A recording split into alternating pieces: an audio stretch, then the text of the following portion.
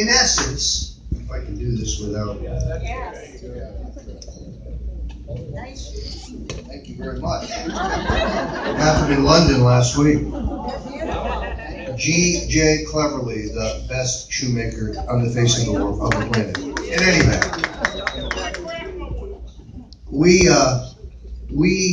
have seen an extraordinary series of revelations in the last couple of weeks. But to make this as clear as possible, the FBI, the NSA, and the Obama Justice Department used what they knew was a totally fabricated dossier as the legal rationale for surveillance of the Republican candidate for president of the United States.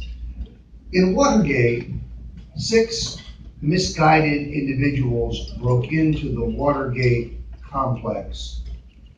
3 of them were still on the CIA payroll. We didn't know that at the time, and the Washington Post didn't tell us that at the time. Still reportedly, they're case officers. You might even say they infiltrated the break-in operation in order to purposely botch it and set Nixon up for arrest. But to this day, as I argued with the BBC, there's no evidence whatsoever that Nixon himself knew about the break-in in advance. There was no reason for the break-in to happen. He was leading in the polls in 49 states. He thumped George McGovern. There was nothing at the Democratic National Committee worth having, and they never actually placed a bug that worked. And there was no use of government resources or government authority to do that. Contrast that with what has transpired here. They used the authority and power of the state, of the federal government, to actively spy on and undermine the Republican candidate for president. That's sedition. That is abuse of power. Now, what did they ask us after Watergate? What did these smug, sanctimonious liberals say over and over again? No person is above the law. Well, we're about to find out, aren't we? Because we learned in the most recent batch of FBI text messages, oh, by the way, remember when 18 and a half minutes of the Watergate tapes went missing? They were erased? The mainstream media went crazy. But when over 5,000 text messages from the FBI went missing, oh, there's no big deal, it's no big deal, don't look there, nothing to see. But now that we've recovered them, we found what we will call the smoking gun text, in which Peter Strzok, one of the misfits, one of the criminals involved in this conspiracy, says Barack Obama wants to know everything. Yeah. So let me ask you, what did the president know and when did he know? Yeah. Now, I got a text from a guy this morning who said when he said in his Twitter feed that the president should be arrested, well, they banned him for life from Twitter. Can you imagine that? Aww. See, the left can't win a debate on the issues. They can't argue it out on the merits. So their answer now is censorship. You shouldn't be allowed to speak because we disagree with you. I was at the Villages in Orlando night before last. Terrific crowd there. The biggest crowd they say they've ever had for the Trump group there. And one man stood up and said that he had moved from New York, that he'd been a Democrat all of his life, and that he had attempted to go to one of the village Democratic club meetings. He says it's an enormous club. And he said, it was so different than what I'm used to. I said, well, what do you mean by that? He said, well, they had the Pledge of Allegiance, but first somebody stood up and said, well, we're going to pledge to the flag, but if anybody doesn't want to do it, if you just want to stay seated, we won't hold that against you. It's okay with us. Wow. And then there was no prayer. There was no mention of God. So it leads one to ask, what happened to the Democratic Party of John F. Kennedy, the Democratic Party of Harry Truman, and Franklin Roosevelt? They may have been liberals, although I argue in the case of Kennedy, but they believed in God. They believed in America. They were still patriots. The Democratic Party has gone so far off to the left, they no longer revere God. They no longer respect the country. If you saw the President's State of the Union address, they wouldn't even cheer good news. That's right, that's right. 2 million new jobs created under this president. Hey, Barry Obama, can't be done? Guess what? We just did it. Right. And this is before the president's historic tax cuts even have a chance to reach critical mass, to get traction, to grab. We were on our way to making America great again, and he's not even in the second year yet. I mean, we're not even to the point where he can be held responsible. We're still cleaning up the mess of the last 8 years where we had anemic economic growth. You see multi-billion-dollar corporations coming back to America to do work. You see really an explosion in our economy. And trust me, folks, Donald Trump's just warming up. Now, when I was in Tallahassee, where the only thing I can say, I was in London the previous week, I was in Tallahassee the following week. The food in Tallahassee is much better. And the Florida Democrats put out a press release, because I was speaking to the Tiger Bay Club there, saying that I shouldn't be allowed to speak because I'm a racist. Oh. Really? I'm from the party of Lincoln, who freed the slaves. I worked for Richard Nixon, the president who gave us affirmative action, who desegregated the public schools. And now I support Donald Trump, the president who's brought African American unemployment to the lowest point in American history. Who are the racists? Bill and Hillary are the racists. Right. These black people must be brought to heel, she said. They gave us the 1994 crime bill. I don't know if you know much about that, but let me tell you the most interesting aspect. It has mandatory penalties for people who are caught with rock cocaine. It has much lesser penalties for people who are caught with powdered cocaine. Why is that? Because poor black people use black cocaine, and rich white people use powdered cocaine, and that is racist. That's right, that's right. Thank you, Bill and Hillary. These people would steal a hot stove. Now, let's be very clear. They said when Hillary was on the Grammy program the other night, the Grammy show, that she stole the show. I said, well, it's not the first thing she's stolen. Bill and Hillary Clinton are the penicillin-resistant syphilis of the body American politics. Lock them up.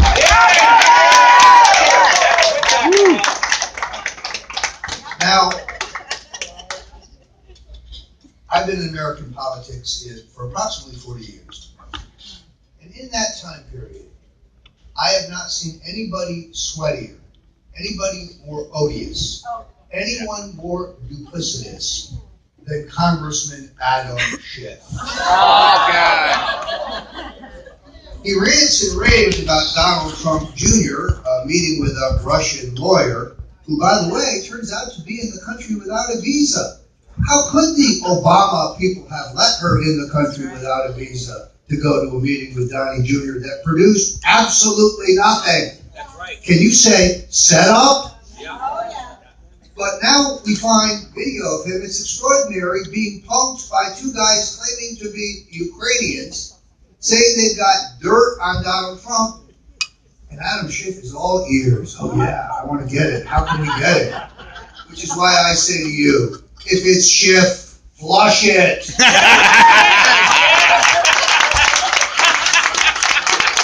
Enormous credit for my friend Matt Gaetz, the congressman from North Florida, who has the courage to say it's time for Adam Schiff to be flushed from the House Intelligence Committee. And then there's the other half of the dynamic duo of dumb, Congressman Eric Swalwell. Have you seen this guy? He's a ditzy surfer boy who's got about half the brain power of Schiff. Swallower? Which is why really what I say is, don't swallow that, it's covered with Schiff. I love it. I love it. Now, some of our Republican brethren are wringing their hands about the 2018 election. Oh, we're going to lose the House. We're in deep trouble. Let me be very clear. If the Democrats run on, we hate Donald Trump, They made that pretty clear. And we run on jobs and prosperity and America's future, we will win the 2018 election. Woe be unto those Republicans who cut and run from this president. That would be the greatest mistake they can make, because the comeback of America is only in its earliest stages. Well, I understand George Soros can manipulate the stock market and others to try to discredit the president, but even today, after the stock market dropped, the market's still stronger than it was when he became president and Barack Obama was at the helm. So we don't buy the phony manipulation. I have every belief that the market will come back because the economic conditions in this country will get progressively better due to these deep tax cuts. And frankly, due to the president's program for inversion, that's where they bring money that's parked offshore back into the country to be taxed fairly and go back to work here. So the best is, without any question, yet to come. I'm very optimistic about the future, but only if we stick with the president. And I have said repeatedly that the danger does not come from liberal Democrats, it comes from establishment Republicans. Better a snake in the grass than an ass in the bosom. I like that. I like all these.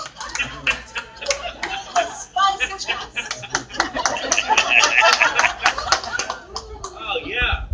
Now, when I went to England, which is a great experience, I spoke to the Oxford Union, and I spoke to the Durham Union Society, and I spoke to the Cambridge Union, student associations. I found out two things. The BBC makes the CNN look honest. I mean, these people they're in denial. I didn't interview the BBC, and this snide, arrogant broadcaster interviewed me, said, "You don't believe the highest level law enforcement and intelligence agencies in your country when they say there's evidence of Russian collusion? You're dangerous." And I said, "No. If you believe everything the government tells you, you're the one who's dangerous." Right. Yeah. So let's be very clear about the allegations of Russian collusion. They've spent millions of dollars on a House and Senate investigation.